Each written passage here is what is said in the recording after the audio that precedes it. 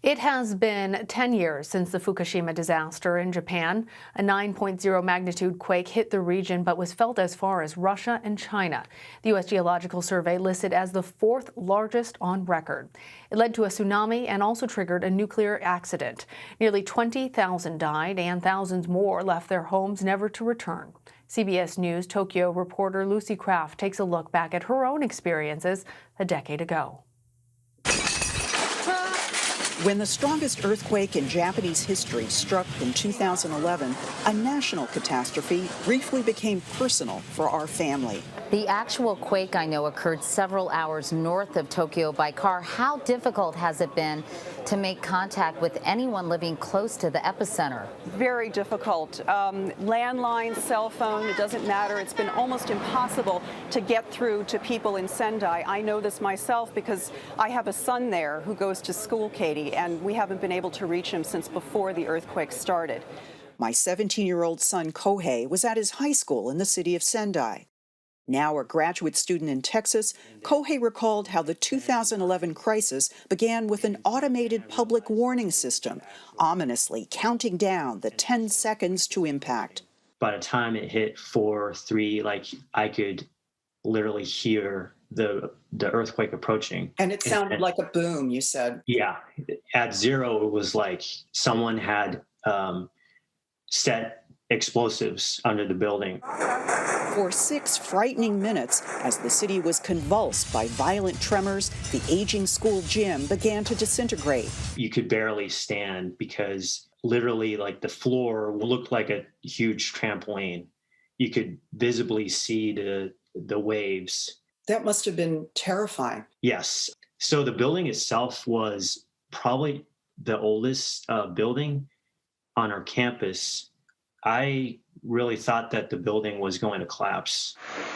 As snow fell on the devastated city, Kohei and his classmates huddled in their freezing dorm. 48 hours later, we finally learned he was alive. We are happy to report tonight that he has sent her a text message saying, "I'm okay, Mom. Stop worrying." Hi, honey. And within days, he was home. Oh, I'm so glad you're here. It was also scary to think that when you experience something like a natural disaster, as a human being, you're powerless. You can't control anything. And Lucy joins us now from Tokyo. Lucy, I have to say, I'm emotionally reacting as a mother to seeing that hug that you have with your son when you finally got to see him and know that he was okay. How emotional is this anniversary for you and for others in Japan? Yeah, it's pretty crazy. Even though I'm listening to the story that we put together, I'm still kind of remembering that time. I remember calling the police in Sendai and saying, "Have you heard anything about," it was ridiculous because they were completely overwhelmed. But I have to say, despite all of this, what our family experienced was trivial compared to families who actually did lose children, did lose mothers and fathers and other family members, and are still struggling to this day, 10 years later. We came out of this feeling extremely blessed and fortunate, and I think my son has had a renewed sense of determination to do something with his life. Well, this was a three-pronged disaster. It was an earthquake, a tsunami, and a nuclear incident. What happened at Fukushima was the worst of its kind since Chernobyl in 1986. I remember how we were all monitoring the radiation levels and trying to see how safe was it for journalists in the area, not to mention as people were being evacuated from the area. How is Fukushima doing now? How has all of this slowed recovery in the area compared to other areas in the disaster zone? Yeah, I think this is something that there are a lot of misconceptions about. There were 3 prefectures or states that were hardest hit by the triple disasters. Fukushima was the furthest south of the 3. And since this is where the nuclear plant accident occurred, it's been much more hampered in its recovery than the other 2, Iwate and Miyagi. It's been a struggle. They're still struggling with the decommissioning of the nuclear plant, which could take many, many decades. Is Fukushima safe now? Yeah, this is another thing that's a source of great misperceptions.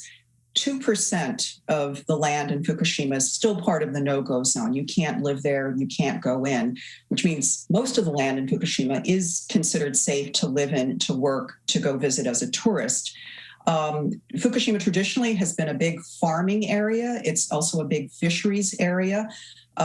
Every product that goes out of Fukushima is screened for radiation contamination. But because of this continuing taint of association with the nuclear plant disaster, they're having trouble selling their products. Consumers don't want to buy it. Countries still have import curbs on Fukushima products, and families don't want to raise their children there. So this has really held back their recovery. It's interesting because as you're talking about the misperceptions that people have about Fukushima and about the disaster, just how it's been sort of branded with this negative connotation, it sounds like that has made it very difficult for people in the area to actually recover economically as well as socially. Can you tell us more about both people who have evacuated, how many of them have in fact returned to the area, and then how the other prefectures are doing? Yeah, so there are about 40,000 residents who have not been able to return to their homes. Some people don't want to go back to Fukushima. They moved to the far north of Japan, to Hokkaido, or to the extreme south, to Okinawa, other parts of Japan.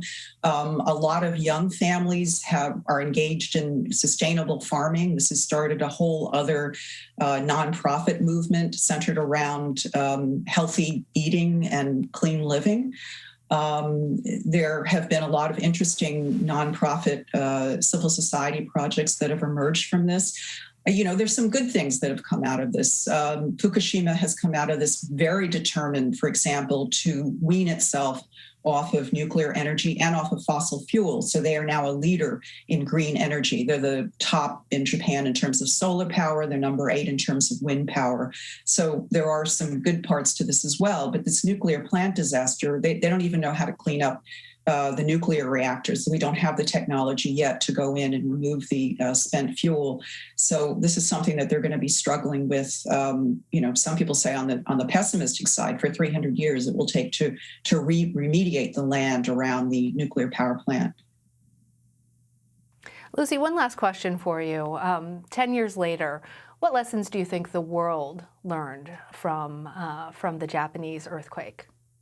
Yeah, I think this is really crucial, particularly in the U.S. now. We are struggling with because of climate change, increasing disasters and having to deal with recovery. And I wanted to quote Amia Miller, who's an American we interviewed up in the disaster zone. She lived there and worked there for many years and is still associated with the zone. And she said, disaster recovery is a sprint and a marathon. The sprint being you've got to get physical infrastructure back as quickly as possible so that people have a safe place to live. They've got jobs, the roads are restored. But disaster recovery is also about a marathon.